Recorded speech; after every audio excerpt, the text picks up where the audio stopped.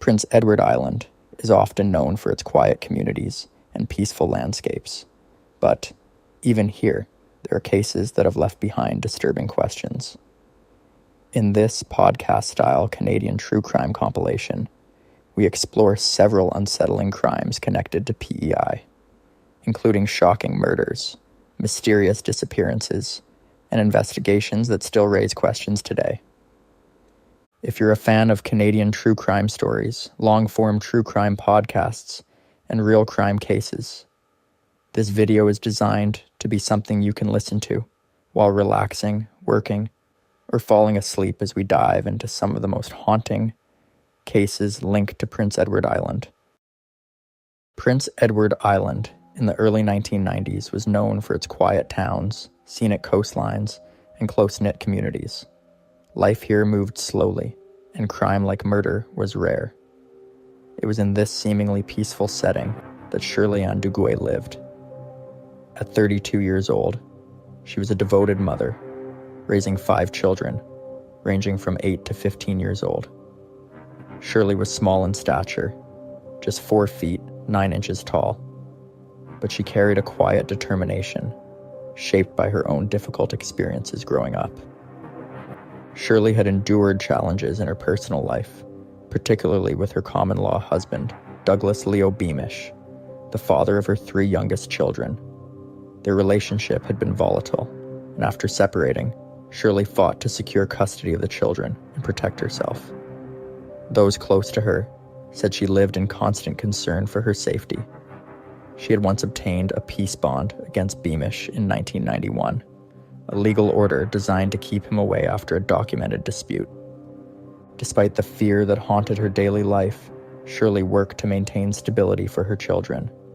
She relied heavily on her family, especially her father, for support in her home in North Enmore, a rural part of the island. She had a careful routine, balancing care for her children with visits to friends in the community. Friends described her as careful and protective, always aware of her surroundings. Shirley's life was deeply affected by Beamish's controlling behavior. She had received threatening messages in the past, including a particularly disturbing note written in ink that implied serious consequences if she moved forward with her separation. These threats weighed heavily on her, but she remained committed to building a safe life for herself and her children. In the fall of 1994, this tension escalated into events that would shock the entire island. Her story begins quietly, with a mother trying to hold her family together while living under constant fear. But beneath the calm, there were warning signs. The stage was set for a disappearance that would not only devastate a family, but also become a landmark case in criminal investigation. What started as the life of a devoted mother in a peaceful town would soon plunge Prince Edward Island into a dark and horrifying mystery. October 3rd, 1994, started like any other autumn day on Prince Edward Island. Shirley Duguay was last seen at her home in North Enmore, going about her routine and caring for her children. Her absence was initially not alarming, as she occasionally stepped away from home for short errands or visits to family. However, when she failed to return, concern grew among neighbors and relatives who knew her well. 4 days later, on October 7th, a local woman driving near Tyne Valley stumbled upon a troubling sight. On a quiet, secluded road, she found a parked Buick Regal, with its license plates missing. The vehicle appeared abandoned, and upon closer inspection, the interior revealed a chilling scene. There were noticeable bloodstains on the windshield and inside the car. While not excessive, the pattern suggested a violent encounter had occurred within the vehicle. Police were called immediately, and officers from the Royal Canadian Mounted Police arrived to assess the scene. The car was identified as Shirley Duguay's. This discovery transformed the situation from a potential temporary absence into a serious investigation of foul play. Investigators now faced the frightening reality that Shirley had not simply gone away. Her disappearance was no longer a mystery of timing or routine. It was the start of a criminal investigation. The blood in the car became the first tangible evidence in the case. Investigators carefully documented the scene, taking photographs and preserving every trace. The absence of any additional belongings in or near the car added to the sense of dread. Shirley's purse, clothing, and personal items were all unaccounted for, deepening the uncertainty surrounding her whereabouts. The rural location of the vehicle complicated the investigation. Surrounded by fields and dense trees, the area offered many possible hiding places and escape routes. Police began canvassing neighbors and reviewing Shirley's recent contacts, attempting to piece together any clue of who she had been with or where she might have gone. The quietness of the area contrasted sharply with the violent implication of the blood in the car. By the end of the day, Shirley was officially classified as a missing person under circumstances of suspected foul play. Her family and the island community were left in shock. The discovery of the blood-stained car marked the first grim confirmation that something terrible had happened. The investigation, already urgent, now became a race against time to uncover where Shirley Duguay was and who was responsible for her disappearance. The stage was set for a search that would involve the entire island. What started as a small, rural mystery would soon expand into a case that challenged investigators and ultimately revolutionized forensic science. In the days ahead, every lead would be followed, every witness questioned, and the quiet town of North Enmore would be plunged into fear. Once Shirley Duguay was officially reported missing, the small island community of North Enmore was gripped by fear. Neighbors who had known her and her family for years could not believe that such a violent event could happen in their quiet corner of Prince Edward Island. Rumors began to circulate quickly, as is common in close-knit towns, and everyone was on edge, watching for any sign of the young mother. The RCMP launched an immediate and extensive investigation. Officers interviewed family members, friends, and anyone who had seen Shirley in the days leading up to October 3rd. Investigators focused on her last known movements and contacts, attempting to establish a timeline of her disappearance. Questions about her common-law relationship with Douglas Leo Beamish naturally arose. Beamish had a known history of conflicts with Shirley, including documented threats and previous incidents of domestic violence, which made him a key person of interest. Despite suspicions, police initially lacked solid evidence linking anyone directly to Shirley's disappearance. Beamish provided an alibi for the morning of October 3rd, claiming Shirley had dropped him off at work, but his calm and emotionless demeanor raised further questions for investigators. Authorities had to navigate carefully, building a case based on observation, witness statements, and circumstantial evidence, rather than the concrete proof that would come months later. Meanwhile, Shirley's family and friends organized their own search efforts. They combed the fields, roads, and wooded areas surrounding her home in North Enmore. The autumn weather, often wet and foggy, made these searches challenging. Volunteers worked tirelessly, hoping to find a clue, an item, a trace, or even a sign of Shirley herself. Yet, no physical evidence was discovered beyond the car and its grim interior. The tension in the community intensified as days turned into weeks. Local residents felt unsafe in a place that had once felt entirely secure. Parents worried about their own children, and every unusual sound at night seemed to hint at danger. Shirley's children, too young to fully understand, were cared for by relatives, but the emotional weight of her disappearance weighed heavily on the family.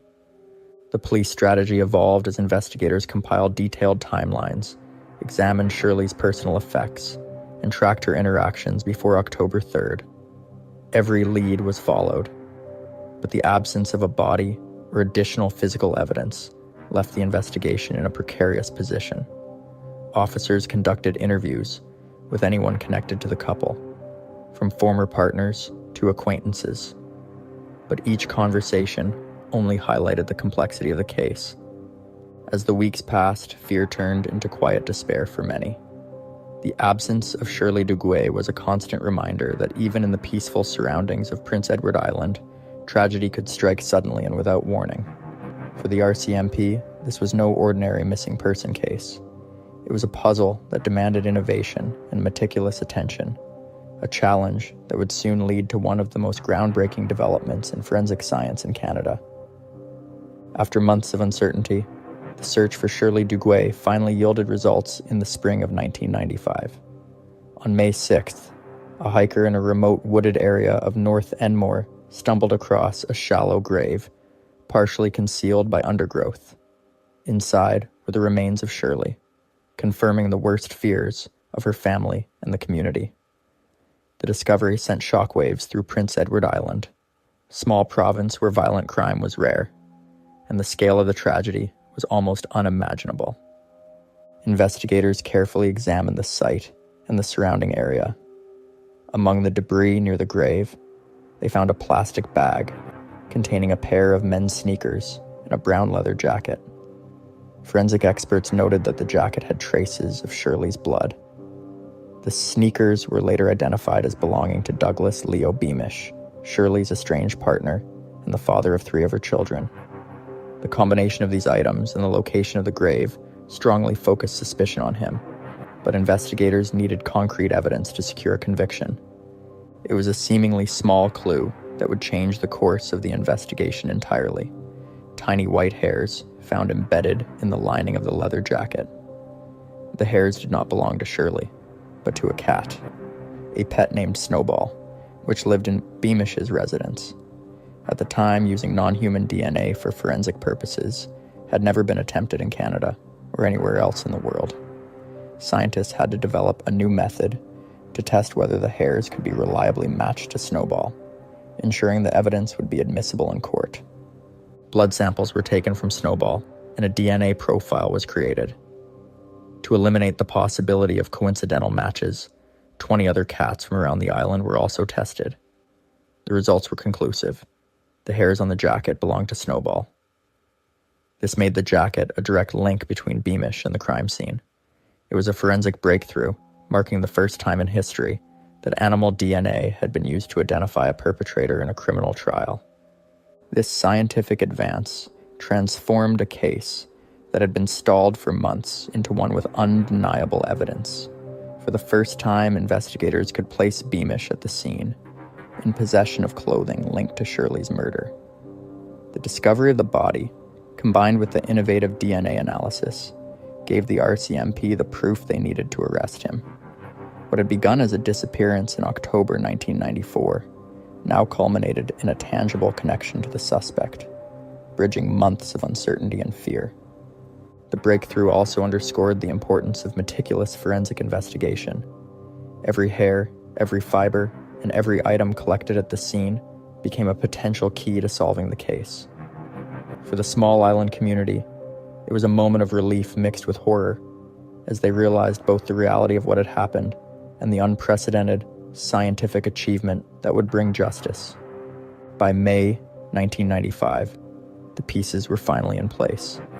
The combination of traditional investigative work and cutting-edge forensic science had turned the tide. Douglas Beamish was no longer just a suspect. He was facing evidence that would ultimately change the way criminal cases could be solved, and Shirley Duguay's story would become a landmark in forensic history. With the groundbreaking forensic evidence linking Douglas Beamish to Shirley Duguay's murder, the RCMP moved quickly to arrest him. He was formally charged with the first-degree murder, setting the stage for one of the most closely watched trials in Prince Edward Island's history.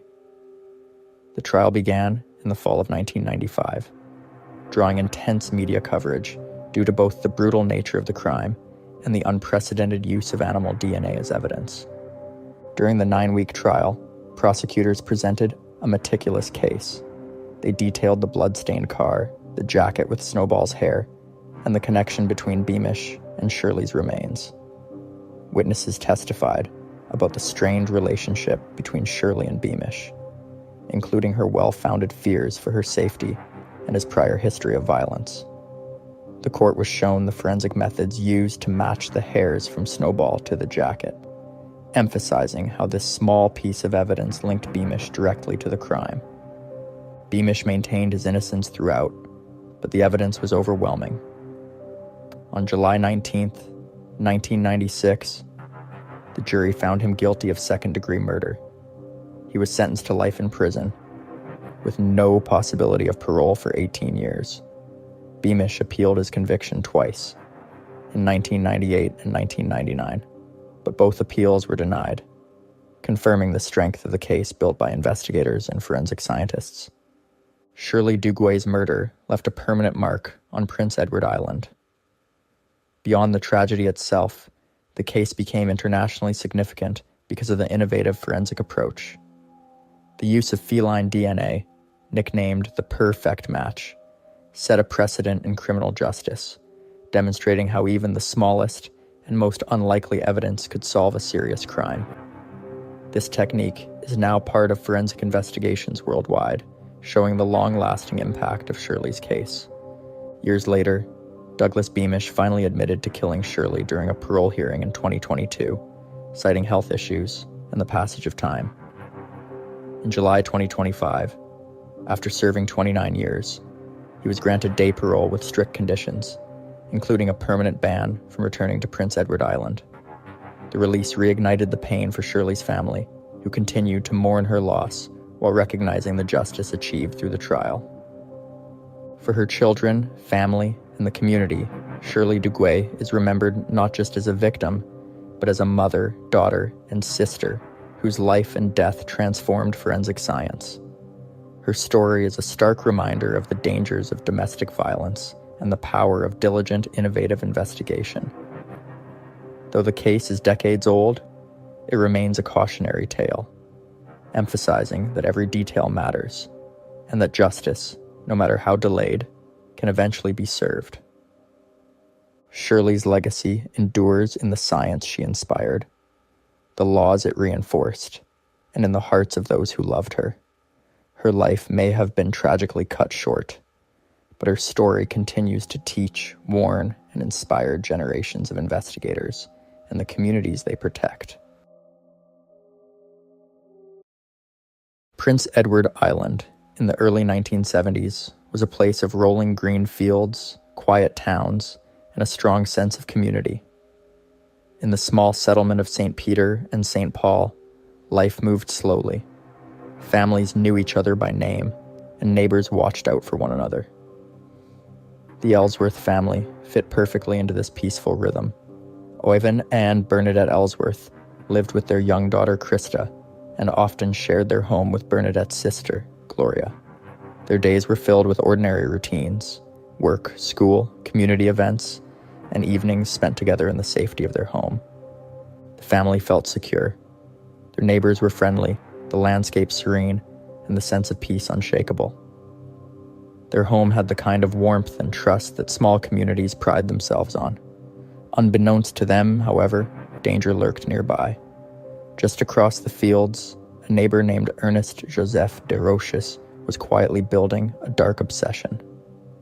By 1974, Deroches, who was 29 years old, had already begun troubling the community with his trespassing and unsettling behaviors.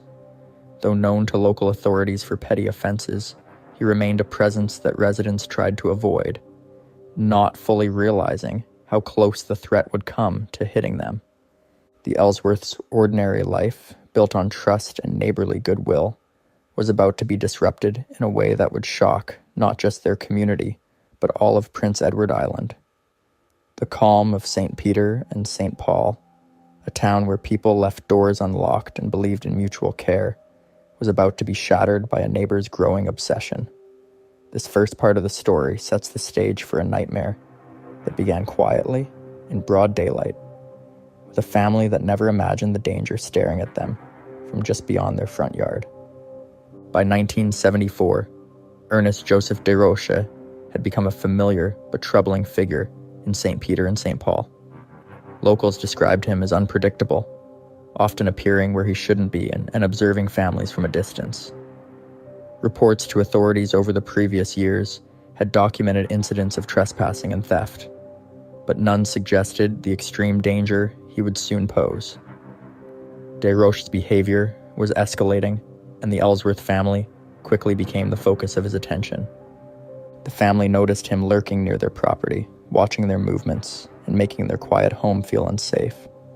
What had begun as odd encounters now grew into an ongoing, threatening presence. Ivan and Bernadette Ellsworth, along with Bernadette's sister Gloria, realized that their pleas for privacy and safety were being ignored.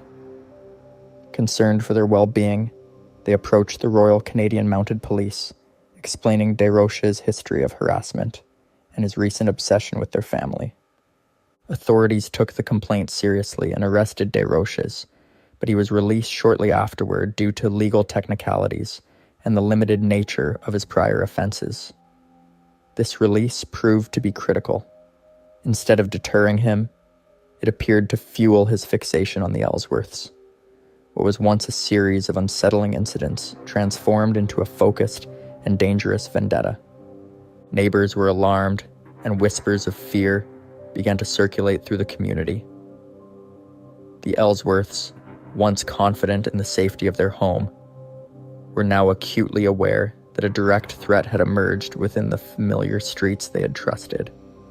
It became clear that Deroches' behavior was no longer just a nuisance. It was a serious risk that could escalate at any moment. The stage was set for a confrontation that would forever change the lives of the Ellsworth family and leave a lasting mark on the history of Prince Edward Island. February 21st, 1974, began as a cold, quiet winter day in St. Peter and St. Paul, Prince Edward Island. For the Ellsworth family, it was a typical Thursday. Bernadette Ellsworth and her sister Gloria planned to attend their regular evening bingo at the Tignish Parish Centre, leaving Ivan Ellsworth at home. Like many homes in the area, their front door was unlocked, a reflection of the community's sense of trust and security. Ernest Deroches, aware that the house would be empty except for Ivan, saw his opportunity. He forced his way into the home and confronted Ivan. In the moments that followed, violence erupted, leaving Ivan critically wounded. Deroches' anger and obsession had escalated to a dangerous and deadly level, far beyond the warnings the family had previously reported. As the night progressed, Bernadette and Gloria returned home, unaware of the unfolding horror inside. They were immediately confronted with the consequences of Deroches' escalating fixation. Bernadette, attempting to reason with him, reportedly asked why he was doing this. Deroches, however, ignored her words, leaving the family trapped in a terrifying and uncontrollable situation. The aftermath of that night left the Ellsworth family deeply scarred. Gloria survived, but she was left with severe injuries, including permanent paralysis. The trauma extended beyond her physical wounds. She lost her sister, Bernadette, and her brother-in-law, Ivan, as well as her unborn child. That night shattered not only their household, but also the quiet sense of security in the small community. The attack became a defining moment in St. Peter and St. Paul. It revealed how quickly life could turn from peaceful to dangerous, even in a place where everyone knew each other. The horror of February 21st became a pivotal point, demonstrating that one person's obsession could devastate an entire family and send ripples through the entire community. After the attack on the Ellsworth family, St. Peter and St. Paul was gripped by shock and fear. The Royal Canadian Mounted Police, alerted by the surviving family members, launched an immediate and thorough investigation. Officers combed the area, collecting evidence from the Ellsworth home and speaking with neighbors who had seen or heard anything unusual. In a small community like this, people remembered details others might overlook, and these accounts were crucial in piecing together the events of February 21st, 1974. Attention quickly focused on Ernest Deroches, the neighbor who had already been reported for harassment and trespassing. Investigators interviewed him and gathered information about his movements and previous behavior. Evidence and witness accounts overwhelmingly pointed to him as the perpetrator. Within days, Deroches was arrested, ending his immediate threat to the community, but opening the door to a long legal process that would uncover the full extent of his actions. The trial that followed drew widespread attention across Prince Edward Island. In court, the prosecution detailed the sequence of events that had led to the murders of Ivan and Bernadette Ellsworth, and the severe injuries inflicted upon Gloria. The case emphasized Deroches' prior criminal history, including trespassing and harassment, which had escalated into violent action. The defense attempted to argue mitigating factors, but the evidence was clear and compelling. By June of 1974, Ernest Deroches was convicted of murder and sentenced to 2 life terms. He was also held responsible for the attack on Gloria Ellsworth, which left her with permanent injuries. The community, while relieved to see justice served, was left to grapple with the profound impact of his crimes. The trial reinforced the devastating consequences of a person's unchecked obsession and served as a warning about the potential for danger, even in small, seemingly safe communities. Over the years, Deroches' time in prison became the subject of ongoing attention. In 1980, while at Dorchester Penitentiary in New Brunswick, he and 2 other inmates took correctional officers hostage in a failed escape attempt. The incident ended tragically, with one officer losing their life during the resolution of the siege. This event further cemented his reputation as a dangerous individual and reinforced the necessity of keeping him incarcerated. The legal and correctional history of Deroches would continue to dominate conversations about public safety and justice in Prince Edward Island. Parole hearings over the decades reflected both his persistent threat and the difficulty in balancing rehabilitation with community protection. By remaining in prison for over 40 years, Deroches ensured that he could no longer directly threaten anyone, but the scars he left behind endured in the lives of the Ellsworth family and the memory of the island. The aftermath of Ernest Deroches' crimes left an indelible mark on St. Peter and St. Paul, and on Prince Edward Island as a whole. For the survivors, especially Gloria Ellsworth, life was forever altered. She faced the daily reality of her paralysis and the loss of her sister, brother-in-law, and unborn child. Despite the trauma, Gloria's resilience became a powerful example of human strength. Over the years, she spoke publicly about her experiences, highlighting the lasting effects of violence and the importance of community support and recovery. The Ellsworth family tragedy also prompted a broader reflection across the island on safety, law enforcement, and community awareness. Residents began to take even small signs of harassment seriously, recognizing that unchecked behavior could escalate into extreme violence. The case emphasized the need for timely intervention and strengthened the relationship between citizens and the Royal Canadian Mounted Police. For many, the lesson was clear. Vigilance and communication could prevent similar horrors in the future. Ernest Deroches remained in prison for decades, a constant reminder of the consequences of his actions. His refusal to participate in rehabilitation programs, combined with his deviant behavior, kept him behind bars. In November of 2020, at the age of 74, Deroches died of natural causes at Millhaven Institution, a maximum security prison in Ontario. With his death, any lingering fear of him returning to the community ended, though the memory of his crimes remained vivid. The story of the Ellsworth family and Ernest Deroches continues to resonate in Prince Edward Island. It is cited in discussions about criminal justice, public safety, and victim advocacy. Schools, local organizations, and law enforcement occasionally reference the case to educate the community about the importance of reporting suspicious behavior and supporting survivors. It has become part of the island's dark history, a cautionary tale about how violence can emerge even in the most peaceful places. Ultimately, the case of Ernest Deroches is a testament to both the fragility and resilience of human communities. While he took lives and caused unimaginable suffering, the courage and endurance of Gloria Ellsworth and the broader community stand as a lasting legacy. The Ellsworth family's story reminds us that even in the face of terrible tragedy, survival, strength, and the determination to protect others can endure. Prince Edward Island, known for its beauty and tranquility, now carries a story of loss, vigilance, and enduring human resilience.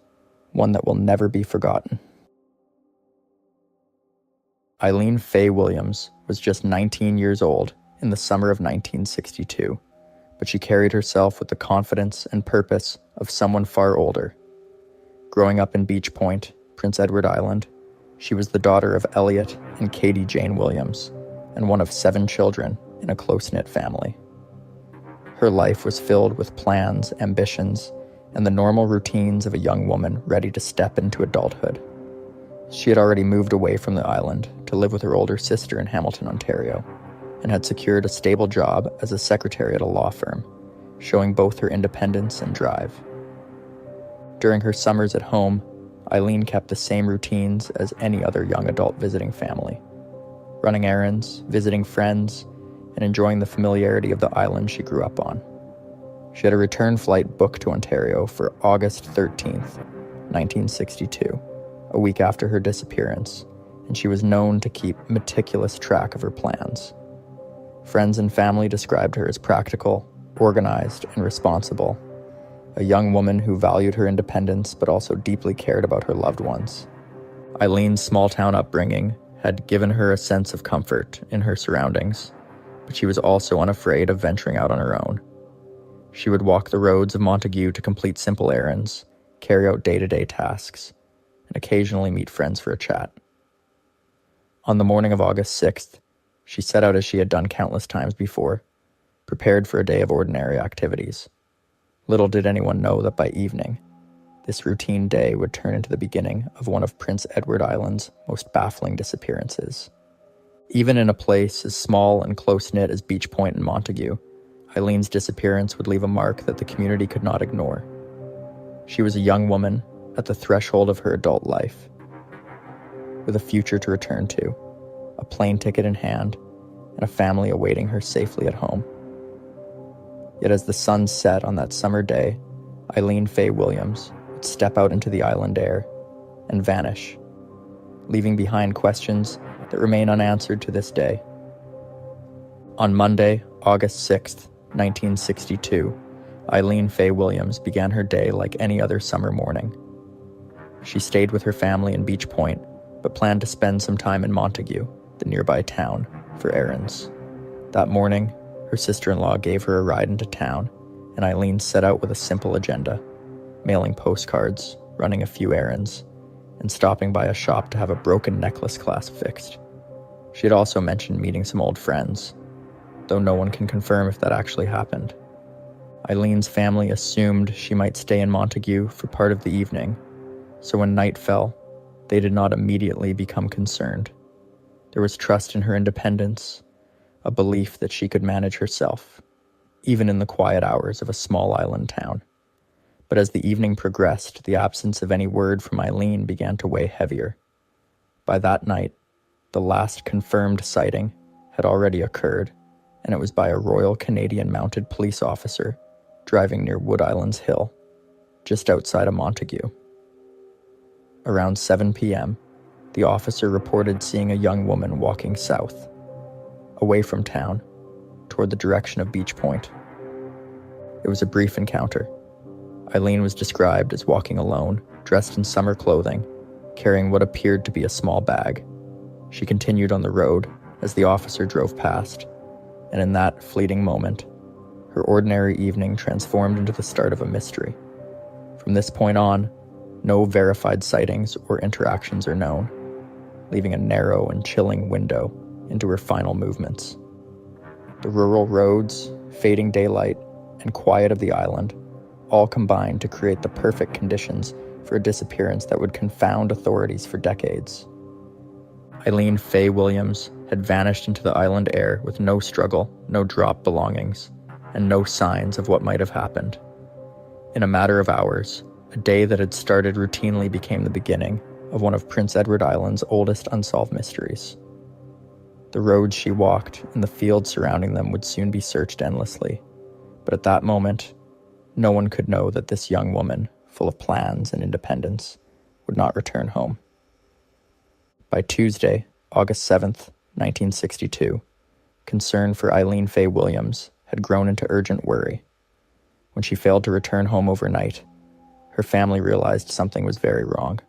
Her parents, Elliot and Katie Jane, began making calls to friends, neighbors, and anyone she might have stayed with in Montague. Every lead, every contact they checked, offered nothing. No one had seen her since that fleeting moment on the road the evening before.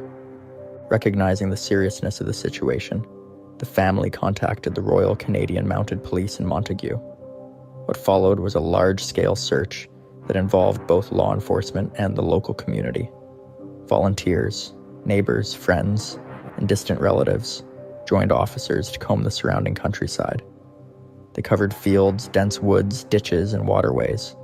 Everyone searched methodically, hoping for a sign, a misplaced shoe, a piece of clothing, or even just a hint of where Eileen might have gone.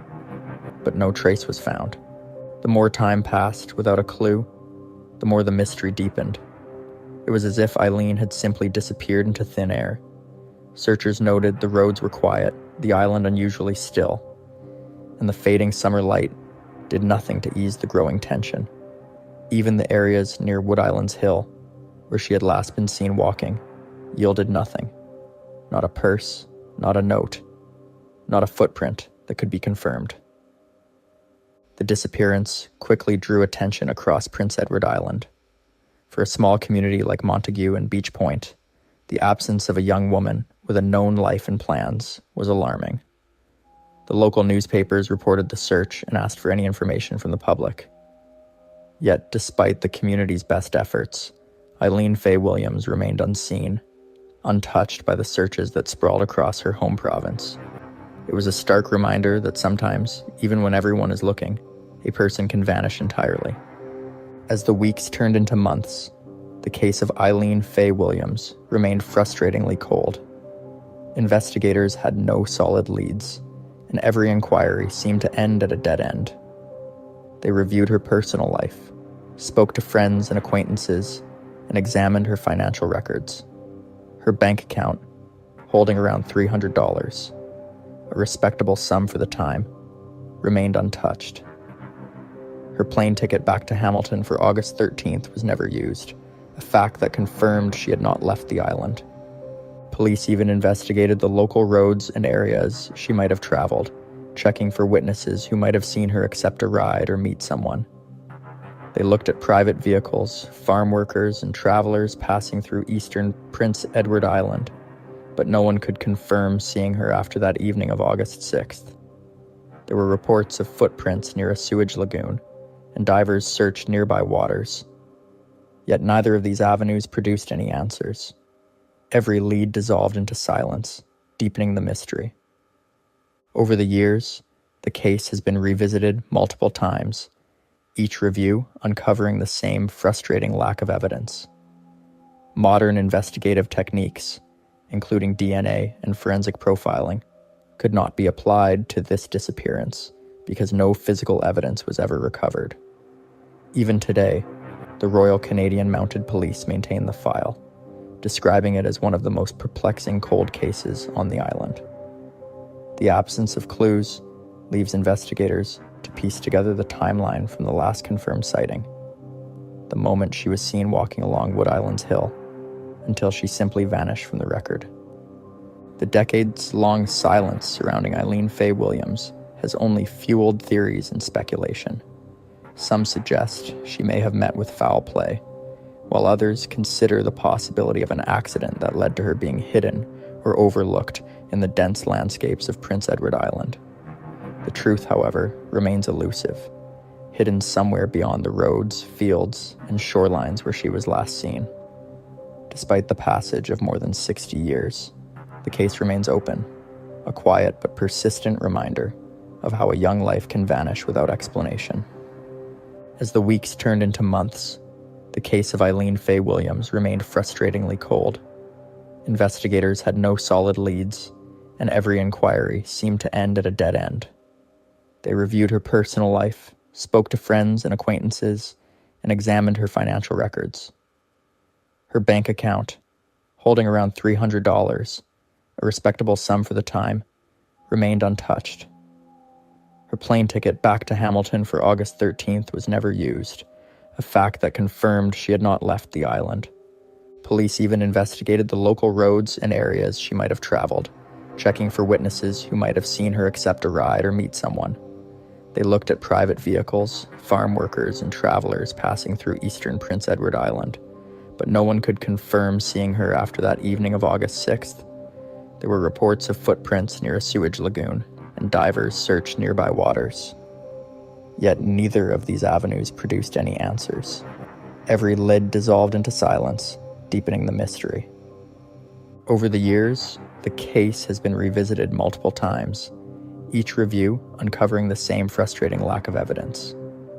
Modern investigative techniques, including DNA and forensic profiling, could not be applied to this disappearance because no physical evidence was ever recovered. Even today, the Royal Canadian Mounted Police maintain the file, describing it as one of the most perplexing cold cases on the island. The absence of clues leaves investigators to piece together the timeline from the last confirmed sighting, the moment she was seen walking along Wood Island's hill, until she simply vanished from the record. The decades-long silence surrounding Eileen Faye Williams has only fueled theories and speculation. Some suggest she may have met with foul play, while others consider the possibility of an accident that led to her being hidden or overlooked in the dense landscapes of Prince Edward Island. The truth, however, remains elusive, hidden somewhere beyond the roads, fields, and shorelines where she was last seen. Despite the passage of more than 60 years, the case remains open, a quiet but persistent reminder of how a young life can vanish without explanation. Prince Edward Island in 1988 was known for its calm, close-knit communities, where everyone knew their neighbors and violent crime was almost unheard of. On November 12th, that peace was shattered when 36-year-old Byron Carr, a well-respected English teacher at Montague Regional High School, was found dead in his home at 24 Lapthorne Avenue in Charlottetown. To those around him, Carr was a kind, quiet man, devoted to his work and family. The discovery of his body shocked the entire island. Investigators soon learned that Carr had likely met the man who would kill him the night before, in the early hours of November 11th, somewhere in downtown Charlottetown. The crime scene revealed a violent struggle had taken place, and crucially, a message had been left on the wall reading, "I will kill again." This chilling note suggested the killer was not only brazen, but intended to continue a pattern of violence, striking fear throughout the province. In the late 1980s, with no modern DNA databases, the Charlottetown police faced an immense challenge in trying to identify a perpetrator who remained completely unknown, leaving the island with more questions than answers. The day Byron Carr was found, Charlottetown police quickly cordoned off his home, treating it as a high-priority homicide investigation. Officers and forensic experts combed through the house, documenting every detail and collecting physical evidence, including the knife and towel used in the attack. Witnesses were interviewed in the surrounding neighborhood, but very few had seen anything unusual on the night of November 11th. Investigators focused on Carr's last known movements, speaking with friends, colleagues, and anyone he had interacted with in the days leading up to his death. Police suspected that the killer was someone Carr had invited into his home, but without a name or description, leads were scarce. At the time, DNA technology existed, but was in its infancy, and there were no national databases to help match the evidence collected at the scene. The investigation was further complicated by the social climate of 1988, where members of the LGBTQ+ community often feared coming forward, leaving potential witnesses silent. Despite tireless efforts, the case quickly became one of Prince Edward Island's most perplexing mysteries, as the trail of evidence seemed to disappear into thin air. As the investigation into Byron Carr's murder stretched into the late 1980s and early 1990s, the case grew colder by the year. Charlottetown police maintained an open file, reviewing the evidence repeatedly, but the lack of witnesses and the absence of any solid leads left the investigation stagnant. DNA evidence collected from the scene, including skin cells under Carr's fingernails and traces on the towel, was preserved, but at the time it could not be effectively analyzed or matched to any suspect. Officers revisited the neighborhood multiple times, questioning residents about anyone unusual who may have been seen near Lapthorne Avenue, but memories faded and tips were sparse. The impact on the community was profound. Prince Edward Island had always been a place where neighbors watched out for one another, but Carr's murder introduced a chilling reality that danger could touch anyone. The LGBTQ+ community, already marginalized in 1988, experienced heightened fear. People who might have had information were reluctant to speak to police, worried about exposure or retaliation. The message left on the wall, above Carr's bed, stating, "I will kill again," became a haunting reminder of the killer's audacity and further intensified the island's anxiety. Over the next decade, investigators continued to follow any lead that emerged. Cold case units were consulted, and occasionally tips came from outside the province, but they rarely produced actionable evidence. Police revisited Carr's personal connections, re-examining acquaintances, co-workers, and anyone who had been in contact with him in the weeks leading up to the murder. Despite these persistent efforts, the case remained unresolved, and for Carr's family, the uncertainty was unbearable. The preserved DNA evidence became a silent witness, quietly waiting for technology to advance. By the early 2000s, forensic science had progressed significantly, yet the isolated location of Prince Edward Island and the lack of national DNA comparisons still prevented a breakthrough. The case remained a painful reminder that even in small, seemingly safe communities, violent crime could leave long-lasting scars. The cold years reinforced the reality that solving Byron Carr's murder would require both patience and the eventual intervention of a scientific approach that did not yet exist. The fear and mystery surrounding the murder also had a psychological effect on the island's residents. Parents became more cautious. Students spoke in hushed tones about the tragedy at Montague Regional High School, and the wider community struggled to reconcile the brutality of the crime with the peaceful environment they had always known. For nearly 2 decades, the killer remained a ghost, leaving behind nothing but unanswered questions and a community living in quiet apprehension. Even as time passed, Charlottetown police never closed the case. Evidence continued to be cataloged, and detectives occasionally revisited the investigation with fresh eyes, looking for patterns or missed connections. The hope that science might one day provide answers kept the case alive in both official records and in the minds of those who remembered Byron Carr as a kind and respected teacher. By the mid-2000s, new developments in DNA technology began to offer a glimmer of possibility, hinting that after decades of silence, the story of Byron Carr might finally have a resolution. After more than 3 decades, the investigation into Byron Carr's murder finally gained momentum thanks to advances in forensic science. In the spring of 2022, Charlottetown police partnered with a private company specializing in forensic genetic genealogy. This technique allowed investigators to take the DNA collected from the crime scene decades earlier and compare it with public genealogy databases, looking for distant relatives that could lead them to the killer. By carefully building family trees from these distant matches, police could narrow their search to individuals who fit the profile. The DNA evidence pointed them to one key person, Todd Joseph Gallant, who also used the surname Irving. In 1988, Gallant was 21 years old and living on Prince Edward Island. Records showed that he had a minor criminal record from the previous year and had moved away from the island shortly after Carr's murder.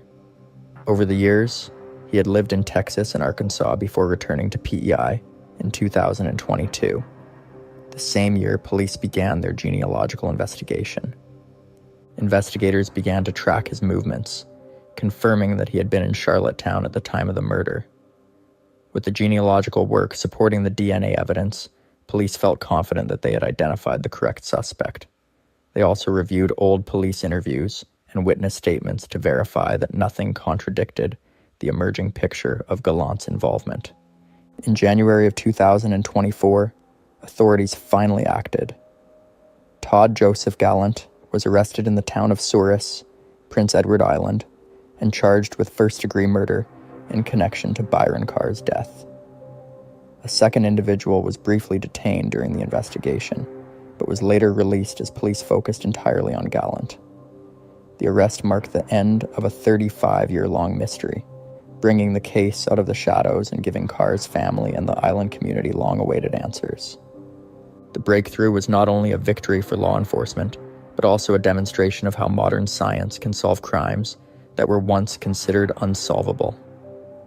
DNA evidence, combined with meticulous genealogical work, had transformed a decades-old cold case into a live investigation. Police emphasized that while the arrest brought clarity, many questions remained, particularly regarding motive and the circumstances leading up to Carr's death. The community responded with a mixture of relief and disbelief. Many residents who had lived in fear for decades now had a name and a face to associate with the crime. The LGBTQ+ community, in particular, found some comfort in seeing justice pursued, even though the events of 1988 had left lasting scars. For Byron Carr's family, the arrest was a pivotal moment. Although they had lost loved ones over the years and endured decades without answers, seeing law enforcement finally identify the person responsible provided a sense of closure. Yet the emotional impact of the crime and the long wait for justice remained deeply felt. The breakthrough in the Carr case also served as a reminder of the evolving nature of criminal investigations. Techniques that were unavailable in the late 1980s had grown into powerful tools capable of revisiting old evidence and uncovering truths long hidden.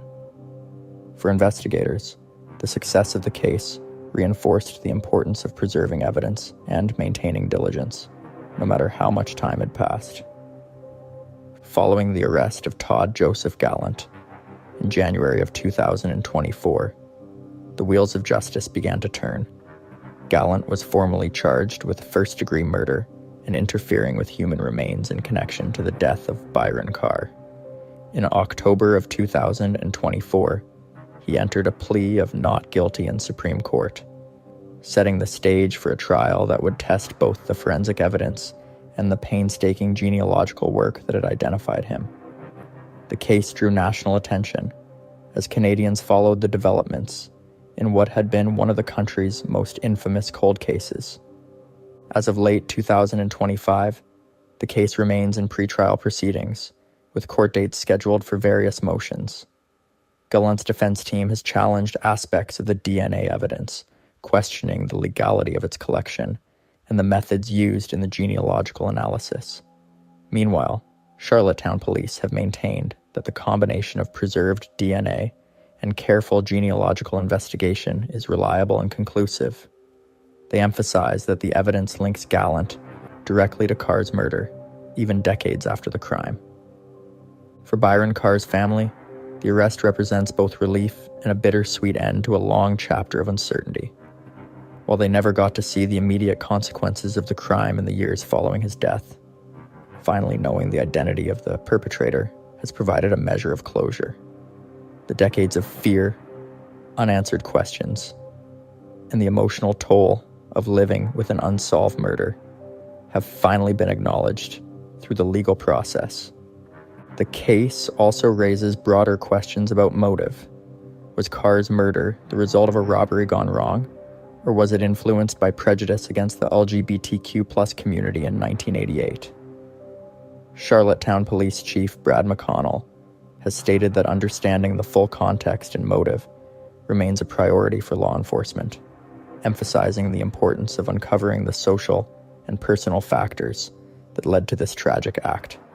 The arrest and ongoing legal proceedings have renewed public interest in cold cases across Canada.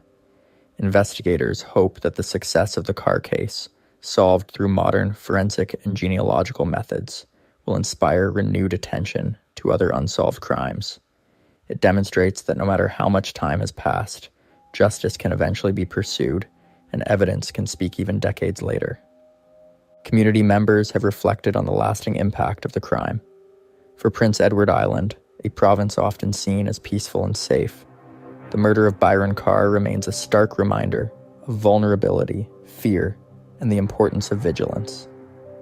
Yet the case also illustrates the resilience of a community committed to seeking justice, no matter how long it takes.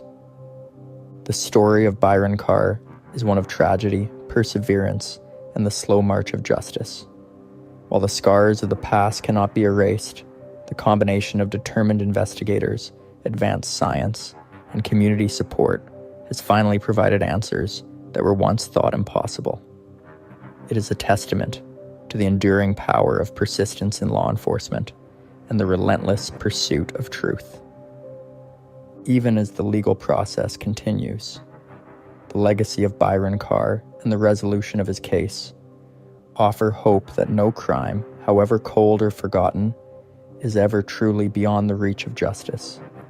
The haunting questions of 1988 are slowly being answered, closing a chapter of fear and uncertainty for the people of Prince Edward Island.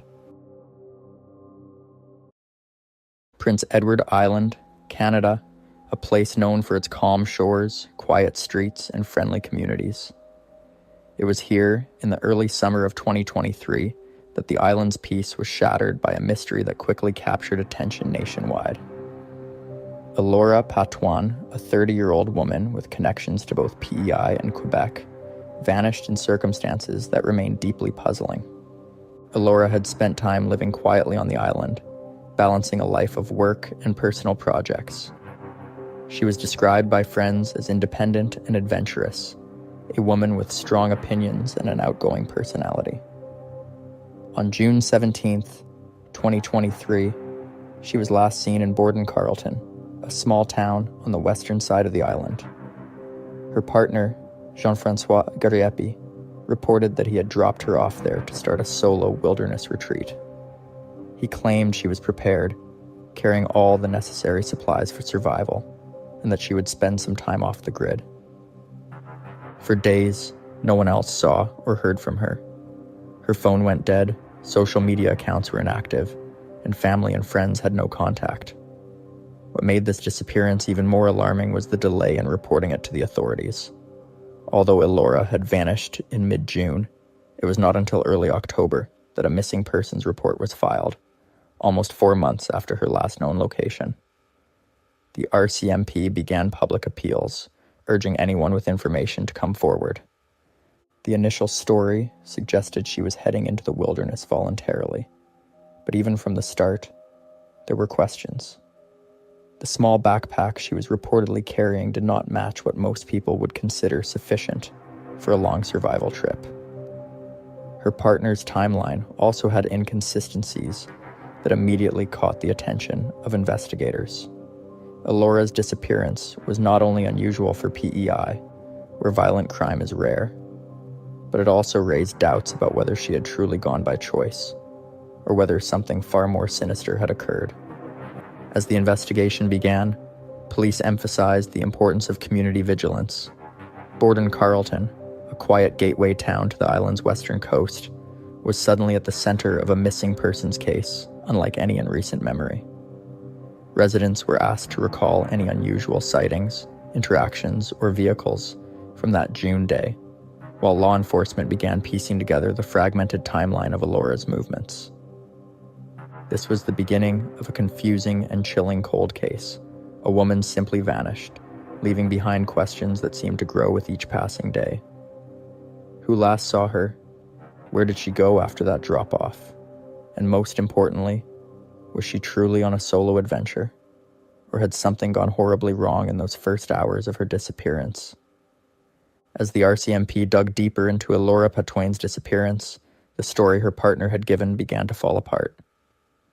On October 3rd, 2023, the Prince District RCMP issued a public statement confirming that she had last been seen on June 17th in Borden-Carleton. At first, investigators worked under the assumption that she had voluntarily left for her planned wilderness retreat. But within days, new information challenged that narrative. Just 3 days later, on October 6th, the RCMP revealed a key update. The last confirmed sighting of Élora was not on the island at all. surveillance and witness reports placed her in Moncton, New Brunswick, on June 19th, 2 days after her supposed departure from PEI. She was spotted on Albert Street, a busy urban area, not a remote wilderness trail. Witnesses described her carrying a school-style backpack and wearing a brown faux leather jacket with black pants.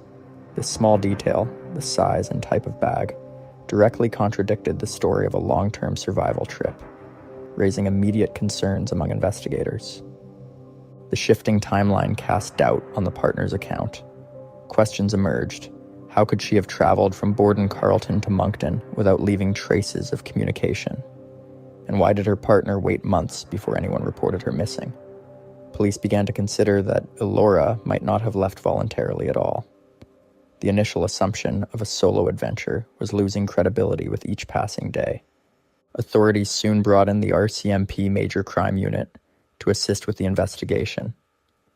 They also invoked New Brunswick's new Missing Persons Act, which gave law enforcement access to Élora's private records, including phone and financial information, without needing a criminal warrant.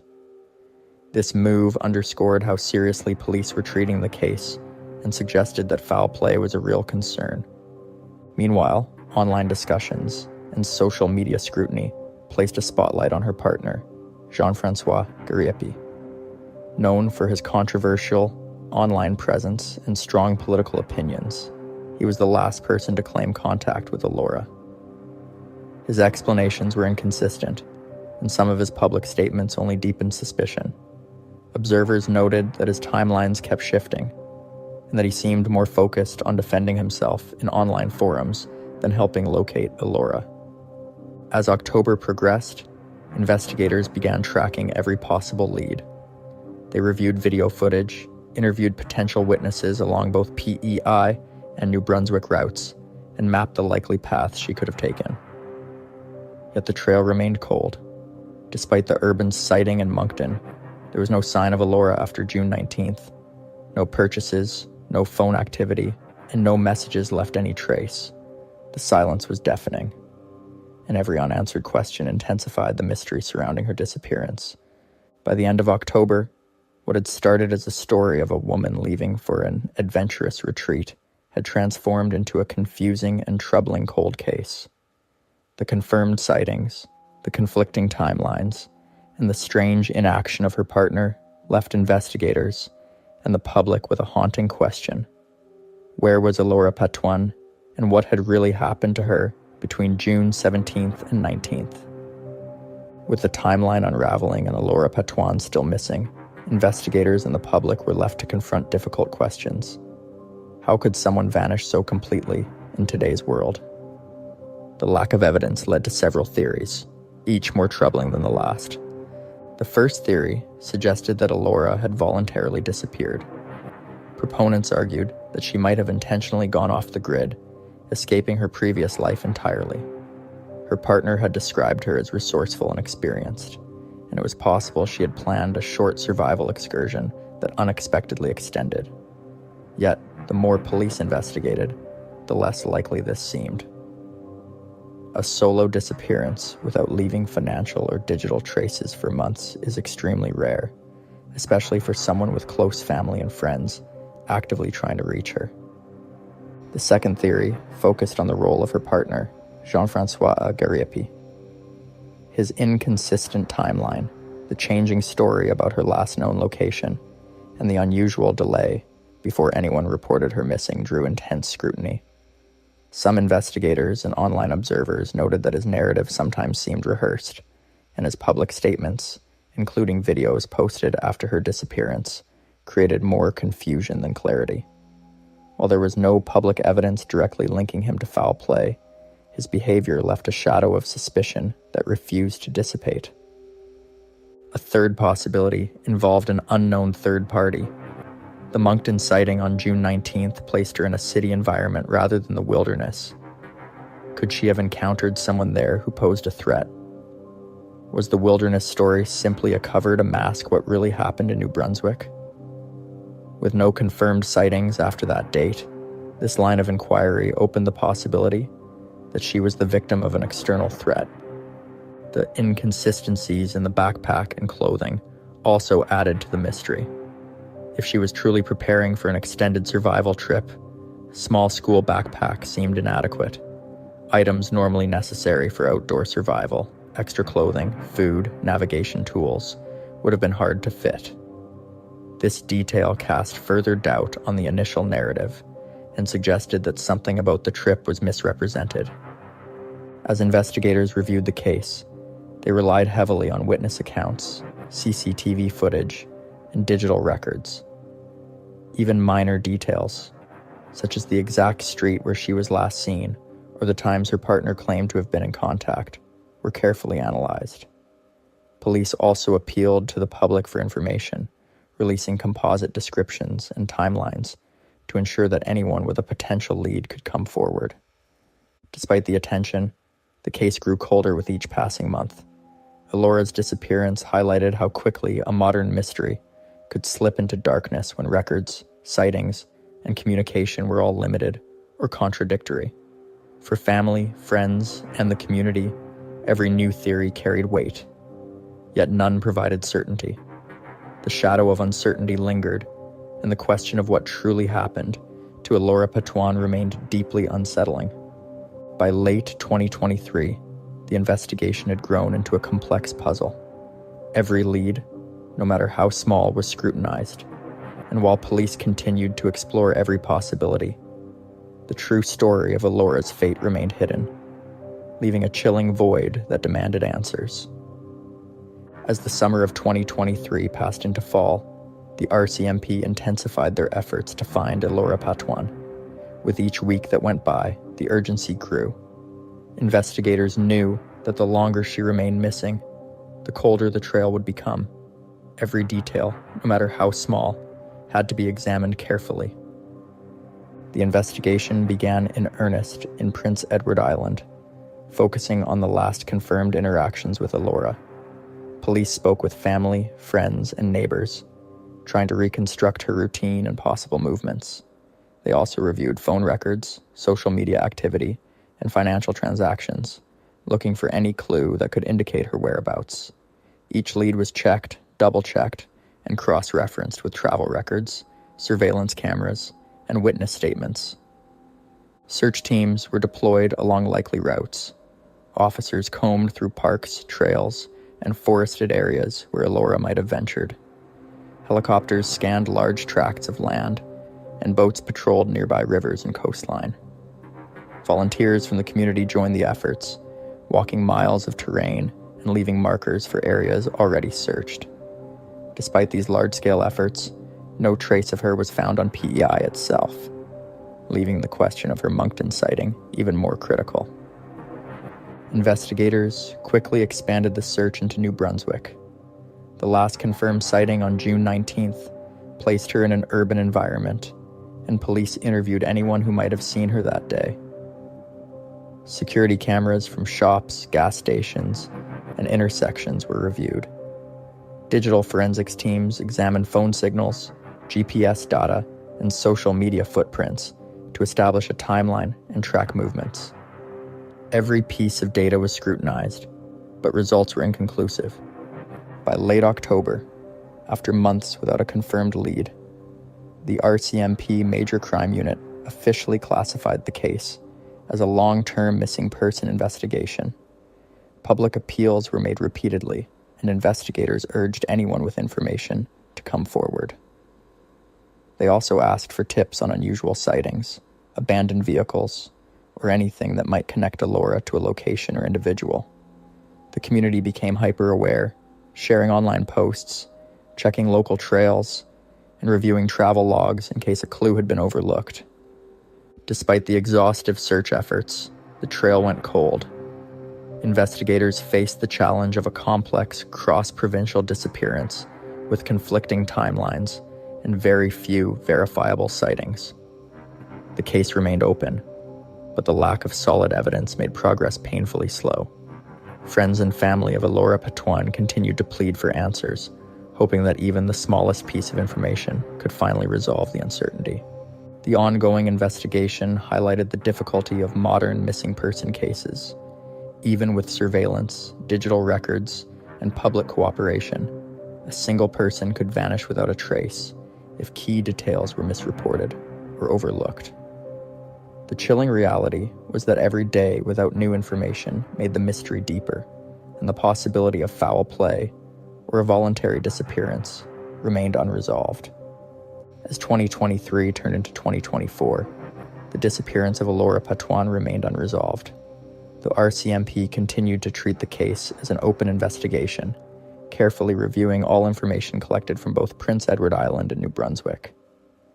Investigators repeatedly stated that even small details, like a fleeting sighting or an overlooked social media post, could provide a breakthrough. Public interest remained high.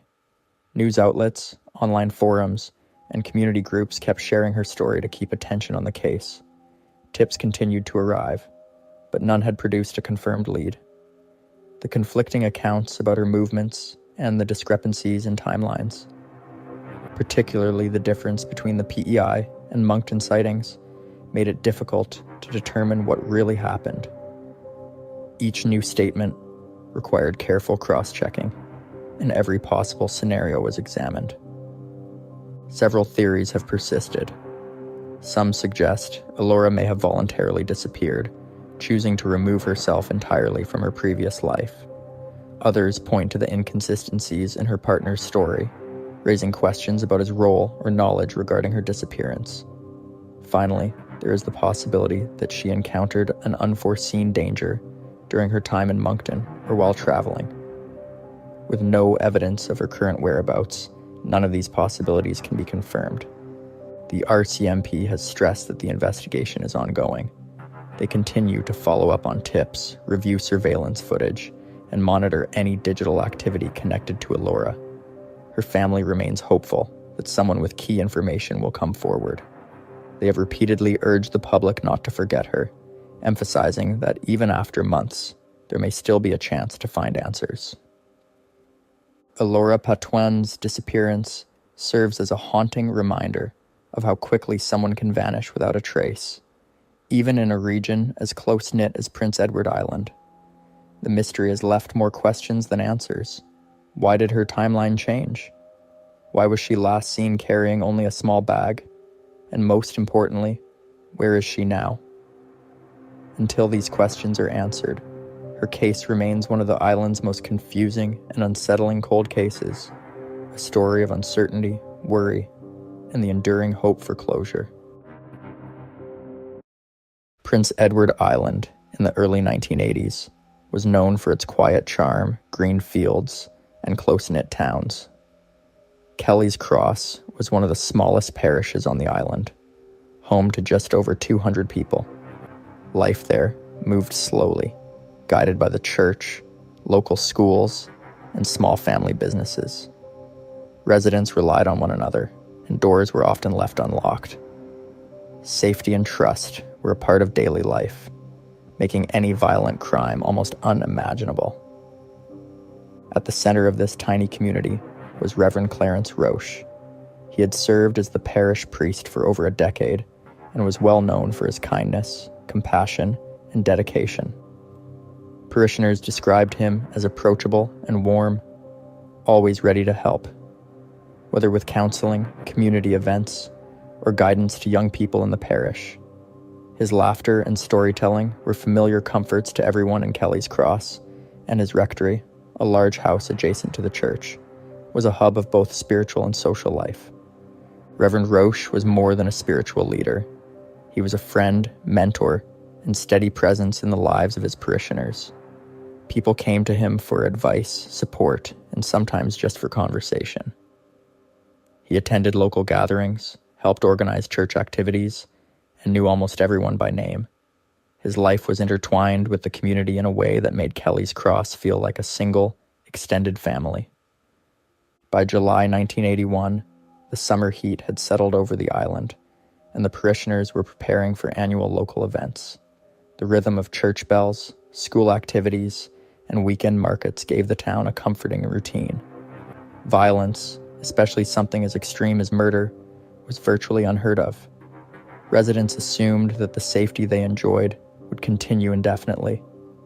But beneath the calm and green landscapes, a tragedy was about to unfold that would shatter the sense of security in Kelly's Cross. Reverend Roach, a man who had dedicated his life to peace and guidance, would become the victim of a crime that stunned the island. This was not just an attack on one individual. It was a blow to an entire community, one that would leave long-lasting scars. The story of Reverend Roach begins with the everyday life of a peaceful parish and a man deeply embedded in it. Understanding the harmony of Kelly's Cross helps illustrate the shock and sorrow that would ripple through the community following the events of July 20th, 1981.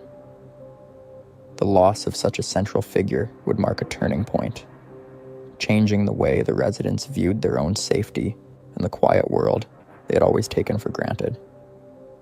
As the sun rose on that fateful day, no one could have predicted the darkness that would soon descend on this small, trusting community. Reverend Roach's life, so entwined with the parish, was about to be tragically cut short, and Kelly's Cross would never be the same again. On the morning of Monday, July 20th, 1981, the quiet parish of Kelly's Cross was shaken. Reverend Clarence Roach did not appear for his usual morning duties at the church, and a growing sense of worry swept through the small community. Friends and neighbors, concerned for the priest's well-being, went to his rectory to check on him.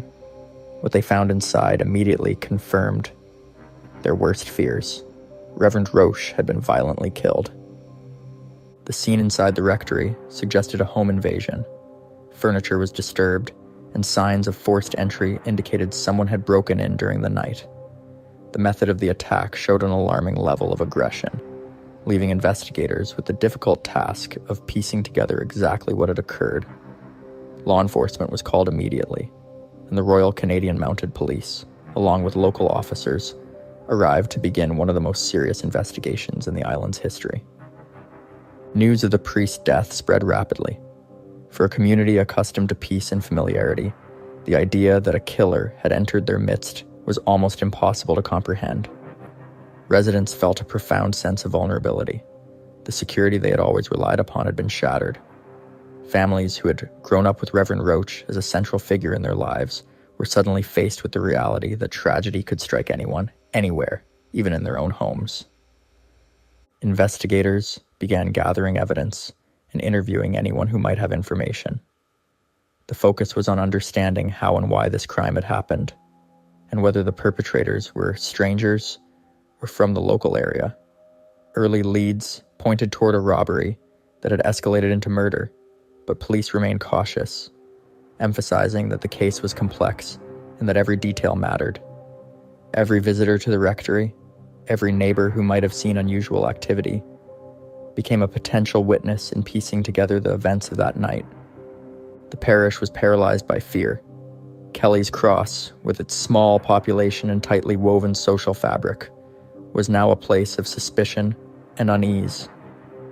People questioned how 3 young men from their own community could commit such a violent act, and the trust that had defined daily life began to erode.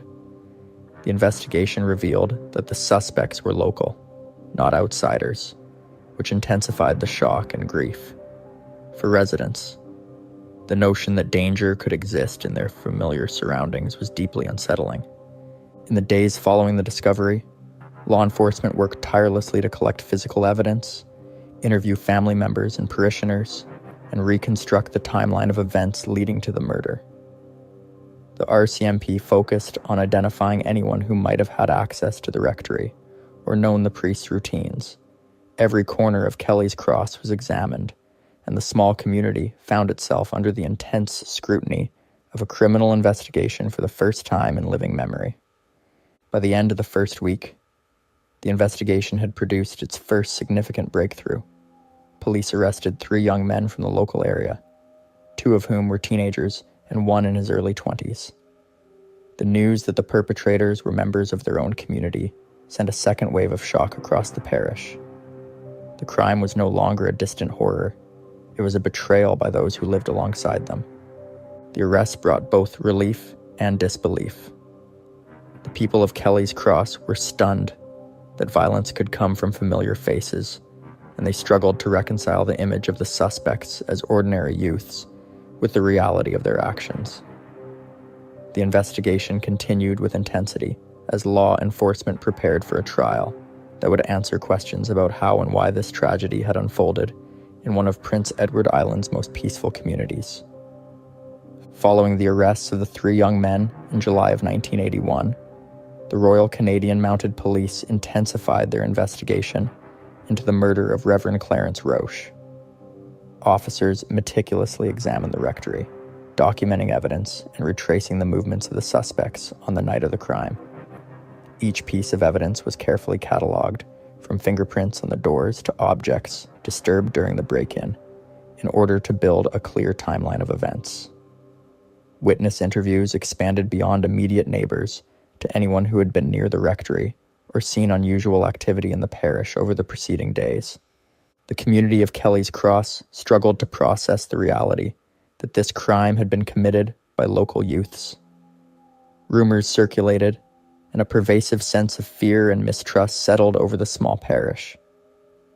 Parents became hypervigilant, questioning who could be trusted and how to protect their families.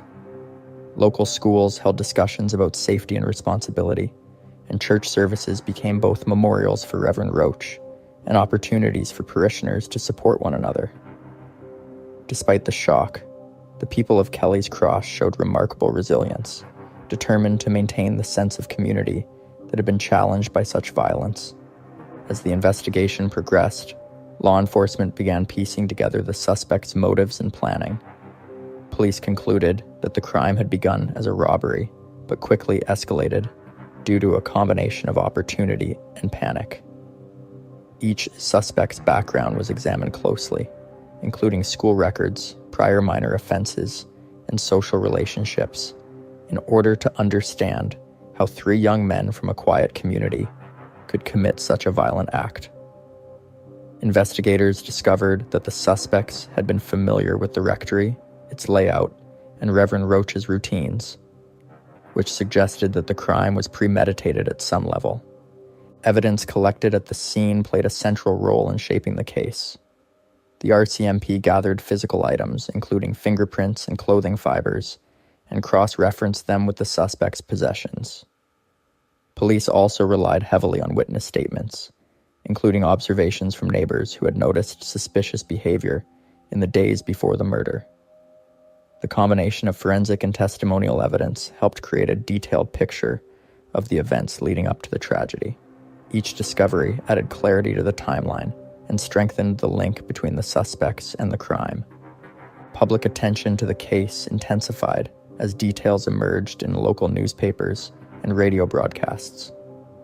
Residents of Prince Edward Island followed the investigation closely, eager for updates on the progress of the case. Editorials highlighted both the shocking nature of the crime and the rapid response of law enforcement. Community members organized vigils for Reverend Roche, paying tribute to his life and contributions, while also calling for justice for the parish and the island at large. The case became a defining moment for Kelly's Cross and a cautionary tale for the wider province. Legal preparations for trial were underway by late 1981. Prosecutors focused on demonstrating that the actions of the suspects went beyond robbery, showing a level of violence and disregard for life that required accountability. Defense lawyers attempted to contextualize the suspects' behavior, citing age and social pressures, but the severity of the crime made the courtroom proceedings highly charged and emotionally intense. Investigators continued to provide support and testimony, ensuring that the evidence was clear and accessible to both the jury and the public. Throughout the community, discussions shifted to broader questions about youth behavior, accountability, and the vulnerabilities of small towns. Residents reflected on the ways their tight-knit community could have been both a source of safety and a factor in the tragedy, as familiarity may have enabled the perpetrators to carry out their crime with ease. Schools, churches, and community groups began implementing programs and discussions on ethics, respect, and awareness, hoping to prevent future incidents. While grief remained, the parish sought to turn the tragedy into lessons for the next generation. By the end of 1981, the investigation had laid a strong foundation for prosecution. Evidence, witness statements, and forensic findings were all prepared for the upcoming trial. The case had not only revealed the shocking truth behind Reverend Clarence Roach's death, but also highlighted the dedication of law enforcement and the resilience of a small community facing unimaginable loss.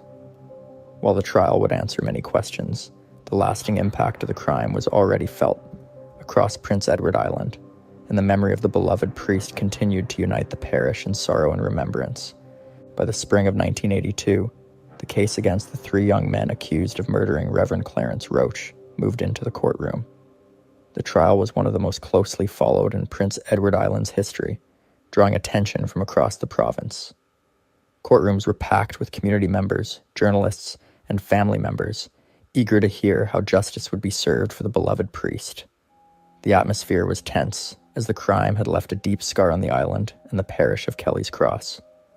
Prosecutors presented a clear timeline of events, showing how the suspects had planned the robbery and subsequently carried out the violent break-in at the rectory.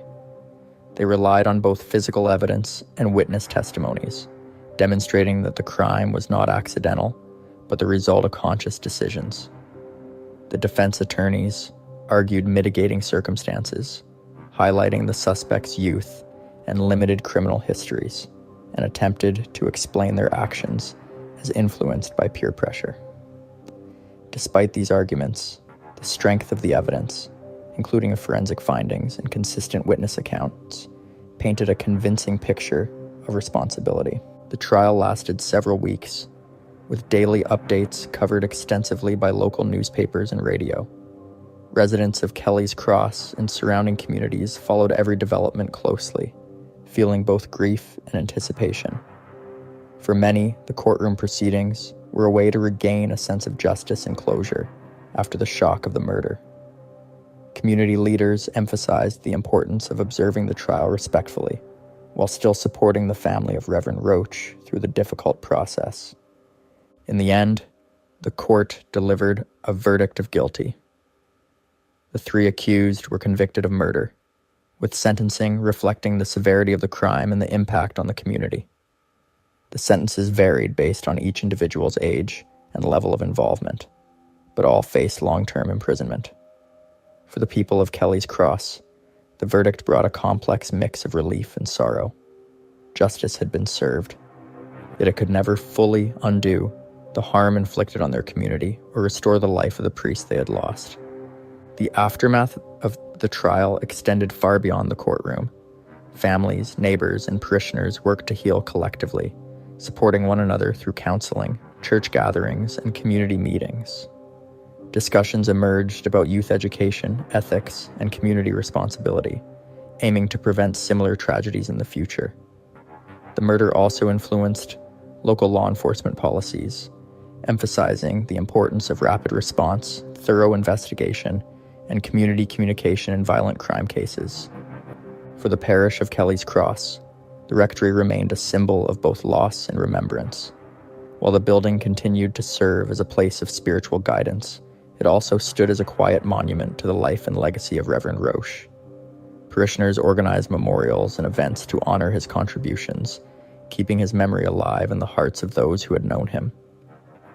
Years later, reflections on the case highlight the resilience of a small community facing extraordinary tragedy. Scholars and journalists noted how the murder reshaped local perceptions of safety, trust, and morality in rural areas. Kelly's Cross became an example of how a tight-knit community could confront profound grief while maintaining cohesion and supporting one another. The lessons learned from the crime informed discussions on prevention, youth guidance, and community vigilance across the province. By the mid-1980s, the immediate shock had lessened, but the murder of Reverend Clarence Roach remained a defining moment for Prince Edward Island.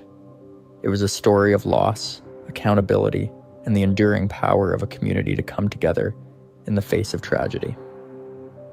While justice had been served through the legal system, the emotional and social impact of the crime continued to influence the island for decades to come, shaping how residents viewed safety, trust, and the fragility of life in even the most peaceful places.